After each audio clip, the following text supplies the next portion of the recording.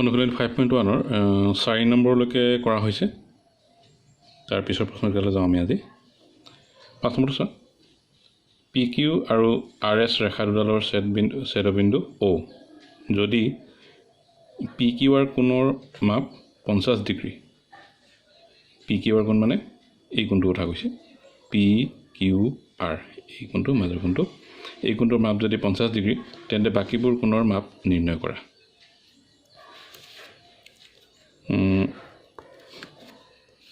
তোমালোকে এই পাঠটো আগতে আলোচনা কৰোঁতে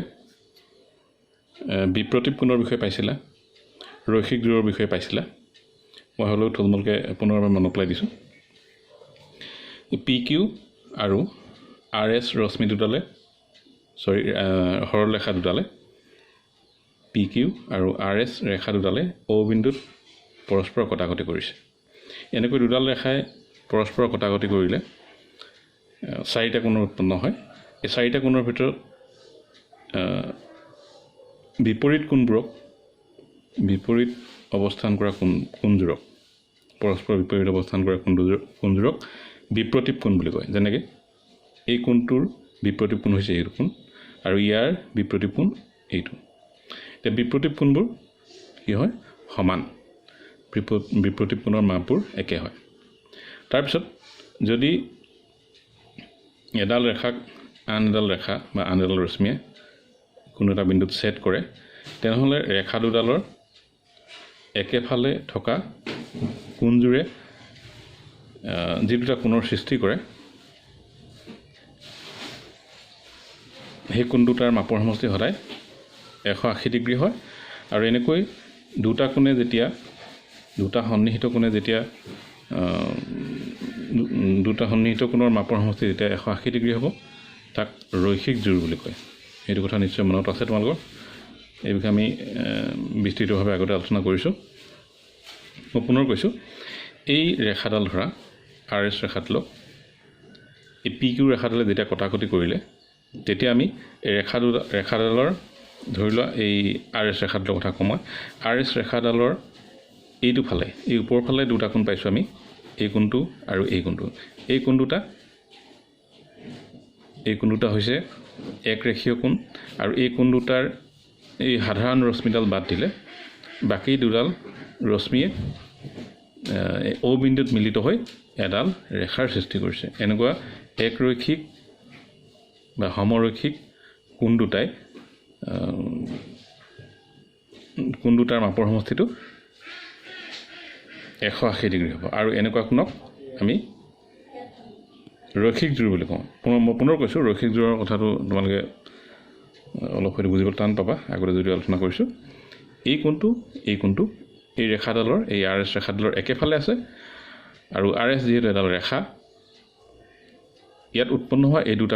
দুটা কোণৰ মাপৰ সমষ্টি সদায় 180 ডিগ্ৰী হ'ব আৰু এনেকৈ যদি দুটা কোণে 180 ডিগ্ৰী কোণৰ সৃষ্টি কৰে কিন্তু এটা কথা একেডাল ৰেখাত থাকিব লাগিব বা সন্নিহিত কোণ হ'ব লাগিব কিন্তু দেই সন্নিহিত কোণ নহ'লে আমি তাক ৰৈখিক জোৰ বুলি নকম তেনেকৈ এই কোণটোৰ লগত এই কোণটো ৰৈখিক জোৰ এই কোণটোৰ লগত এই কোণটো ৰৈখিক জোৰ এই কোণটোৰ লগত এই কোণটো ৰৈখিক জোৰ এইটোৰ লগত এইটো ৰৈখিক জোৰ এতিয়া ৰৈখিক জোৰ হ'লে আমি গম পাম যে কোণ দুটাৰ মাপৰ সমষ্টি 180 ডিগ্ৰী আৰু যদি সেই দুটা কোণৰ ভিতৰত এটা কোণৰ যিকোনো এটা কোণৰ মাপ দিয়া থাকে তেনেহ'লে আনটো কোণৰ মাপ আমি সহজে উলিয়াব পাৰিম কি কৰিম সেই সম্পূৰক কোণৰ ক্ষেত্ৰত আমি যি কৰোঁ সেই একেটা নিয়মেৰে আনটো কোণৰ মাপ উলিয়াব পাৰিম এতিয়া আমি ইয়াৰ পৰা যিকেইটা কোণৰ মাপ দিয়া নাই সেইকেইটাৰ মাপ উলিয়াব লাগে এতিয়া এই কোণটোৰ নাম হৈছে তোমালোকে কোণৰ নামাংকনটো শিকিছা আগতে মই এই বিষয়ে আলোচনা কৰিছোঁ এই কোণটোক আমি POR বুলি ক'ব পাৰোঁ বা ROP বুলি ক'ব পাৰোঁ মনত ৰাখিবা কোণৰ নামটো দিওঁতে সদায় শীৰ্ষবিন্দুটো মাজত বহিব শীৰ্ষবিন্দুটো মাজত বহি বাকী দুটা বিন্দু কোনটো আগত বহিব তেনেকুৱা কোনো কথা নাই যিটো মন যায় বহাব পাৰে আমি ROP বুলি ক'ব পাৰোঁ বা POR বুলি ক'ব পাৰোঁ তেনেকৈ এই কোণটোক আমি ROQ বুলি ক'ব পাৰোঁ বা QOR বুলি ক'ব পাৰোঁ এতিয়া ইয়াত POR কোণটোৰ মাপ দিয়া আছে POR কোণটোৰ মাপ দিয়া আছে এতিয়া এই বাকী তিনিটা কোণৰ মাপ উলিয়াব লাগে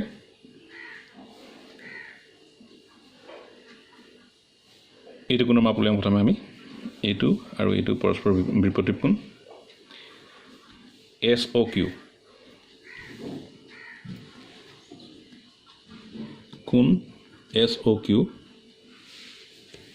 এই SOQ কোণটো এই POR কোণৰ সমান হ'ব POR কোণৰ সমান হ'ব কিয় সমান হ'ব এই দুটা বিপৰীত কোণ আৰু সমান হ'লে আমি জানিম যে এই কোণটোৰ যে POR কোণৰ মাপ যেহেতু দিয়া আছে তে এই SOQ কোণৰ মাপ 50 ডিগ্ৰী হ'ব আমি বন্ধনীৰ ভিতৰত লিখিব লাগিব তো বিপৰীত কোণ হোৱাৰ কাৰণে সমান হৈছে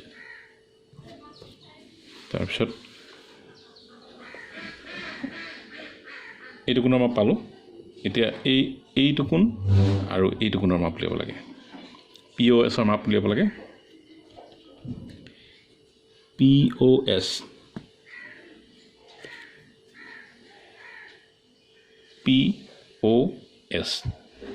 এই কোণটোৰ মাপ উলিয়াবলৈ এই কোণটোৰ মাপ উলিয়াবলৈ আমি কি কৰিম এতিয়া 180 ডিগ্ৰীৰ পৰা 50 ডিগ্ৰীটো বিয়োগ কৰিম কিয়নো এইটো কোণ আৰু এইটো কোণ ৰৈখিক জোৰ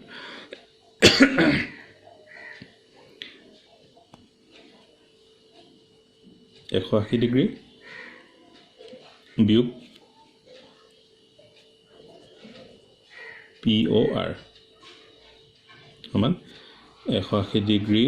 বিয়োগ POR মান দিয়া আছে 50 ডিগ্ৰী 180 পৰা 50 গ'লে 130 ডিগ্ৰী এটা POS টো পোৱাৰ লগে লগে POS এই কোণটোৰ মাপ জনাৰ লগে লগে আমি এই কোণটোৰ মাপো জানিলো কেনেকৈ জানিলো এইটোৰ বিপৰীত যেহেতু এইটো গতিকে ইয়াৰ সমানে ইয়াৰ মাপটো একে হ'ব ইয়াৰ মাপো 130 ডিগ্ৰী হ'ব এইটো আমি অৱশ্যে তেনেকৈ পোনপটীয়াকৈ লিখি দিলে নহ'ব এতিয়া ROQ বা QOR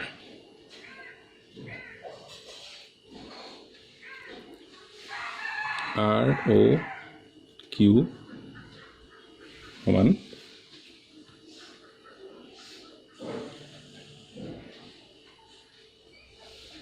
POS আৰু কি সমান POS ৰ মানটো আমি উলিয়াই দিছোঁ 130 ডিগ্ৰী বন্ধনীৰ ভিতৰত লিখিব লাগিব বিপৰীত কোণ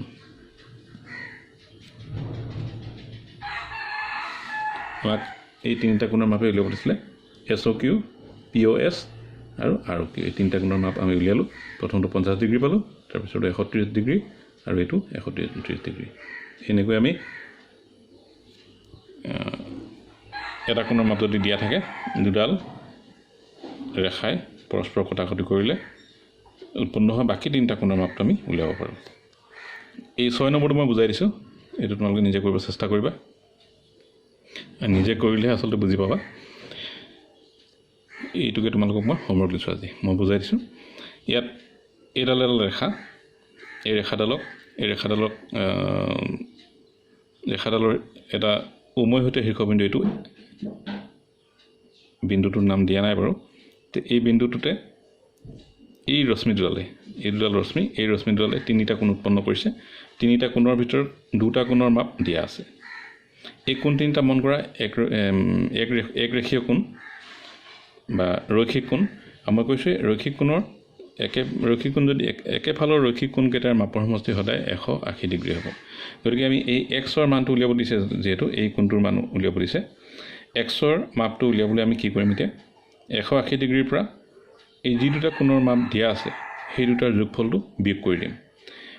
180 ডিগ্ৰী বিয়োগ বন্ধনীৰ ভিতৰত 60 ডিগ্ৰী যোগ 65 ডিগ্ৰী এই তেনেকৈ কৰিলে আমি এই Xৰ মানটো পাম তোমালোকে নিজে কৰিব চেষ্টা কৰা আগতে যেহেতু এবাৰ কৰিছে এই বিষয়ে আমি আলোচনা কৰিছোঁ গতিকে দিগদাৰ হ'ব নালাগে হ'লেও কোনোবাই যদি কৰিব নোৱাৰা তেনেহ'লে মোক জনাবা আজিলৈ পাঠটো ইমানতে সামৰোঁ ইয়াৰ পিছৰখিনি আমি পিছৰ পাঠত কৰিম